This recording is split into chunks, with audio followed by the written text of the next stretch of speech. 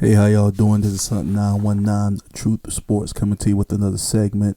This is the second part of a series that I'm creating, talking about the players that I think made the wrong decision in coming to Colorado. And I didn't just say this as the season went on. I actually said this before the season started.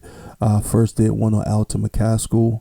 And now I'm about to tell you why I think Syveon Wilkerson made a wrong decision coming to Colorado. So let me get right into it. As I just said, I was totally against this from the very start. This is not anything new to my thought process. When all this was being announced, this summer, when he said that he was going, I was in a bunch of different lives and different rooms online, and I was just saying to other people I thought it was a mistake and he should stay at Colorado. He should stay at Jackson State, and of course everybody was like, no, he's a God-fearing man. He's doing what's best for him and his family. All that talk that they give you, and I was like, I'm just telling you, I think it's a bad decision, especially with their coach Prime is saying he has coming. He's an established starter at Jackson State. It's his second school he transferred to. So why not just stay where you're going to start? You're going to get a lot of playing time. You're going to probably be all conference again. And maybe you can just keep in contact with Coach Prime. Maybe you can still get your tryout if you don't get drafted. But so let me go ahead and get into it. Give you a little bit about Syveon. He started at Delaware State. He had 220 carries for 848 yards. He was second in the league with his 848 rushing yards. He also had 8 touchdowns. He caught 4 passes for 24 yards. And he ended up earning first team All MEAC honors his first year. But I guess I wasn't good enough for him, so he wanted to play at a higher level, so he transferred to West Virginia. Once he transferred to West Virginia, he actually committed to the program as a preferred walk-on. But before the season even started, he ended up announcing his transfer to Jackson State, with Coach Prime. So he didn't play at West Virginia. He goes to Jackson State. He did not start at first, but he ended up getting his time and ended up starting. He ended up rushing for over 1,000 yards, 1,152 to be exact. He had 9 touchdowns at Jackson State. He also caught 21 passes for 160 yards and a touchdown. He earned first team All SWAC honors in his only season with Jackson State. So he goes to Delaware State. All MEAC, all conference, almost 1,000 yards. He then transfers to West Virginia, where he doesn't play. He then transfers to Jackson State, where he gets over 1,000 yards, and he's named all conference again. So obviously he's a talented running back. So at first, when Coach Prime says that he's took the job at Colorado State, he announced that he wasn't going. He was going to stay. And then later on, I don't know what changed his mind. I don't know if Coach Prime talked to him or whatever, but he ended up making the decision to go and transfer to Colorado.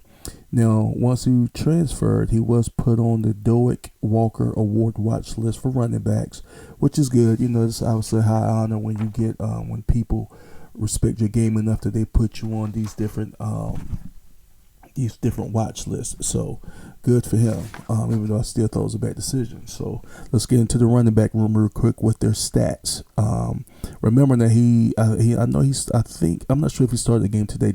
I'm doing this actually after the loss to Arizona today. So this is recent. So Dylan Edwards has 63 carries. This is before the game now, with 268 yards and 1 touchdown, 4.3 average. Anthony Hankerson, 61 carries, 255 yards, 1 touchdown, 4.2 average. Alton, who's now redshirting, had 14 carries for 59 yards, 4.2 average.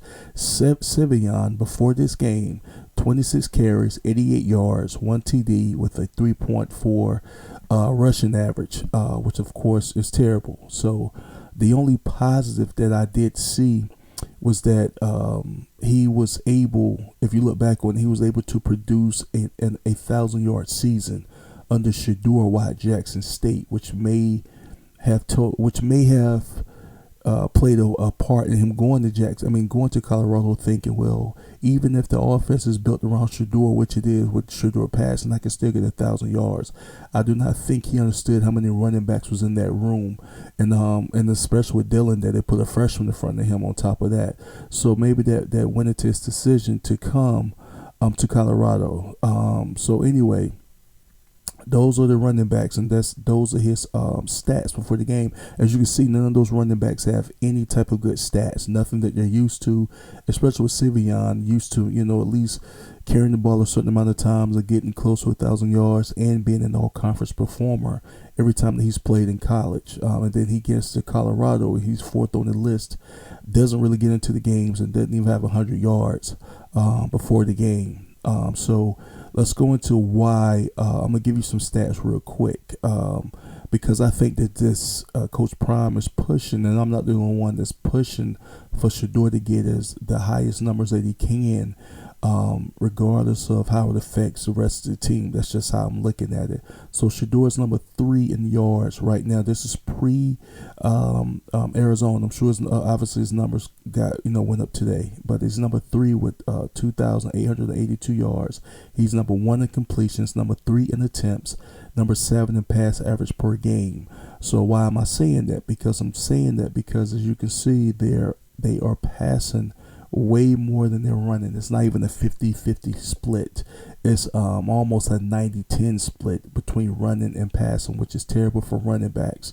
So after watching every game so far, I'm also starting to think they may need bigger and faster backs.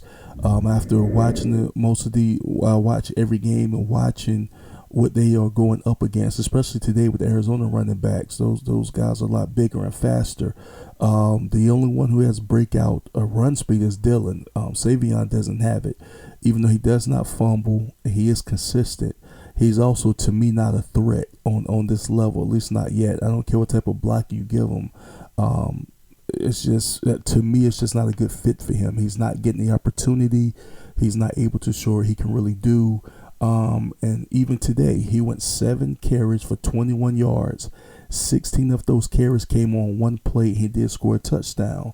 So my point is, a good running back probably need 10, 11 carries just to get into a rhythm, just like a shooter needs to get into a rhythm. So he's not really getting his opportunity. I'm not saying it won't happen next year, but I'm saying that room is stacked now. It's going to be stacked next year. The senior that they did have there named Smoke, who came from the University of Kentucky SEC, barely touched the field. I think he had 2 running attempts this season.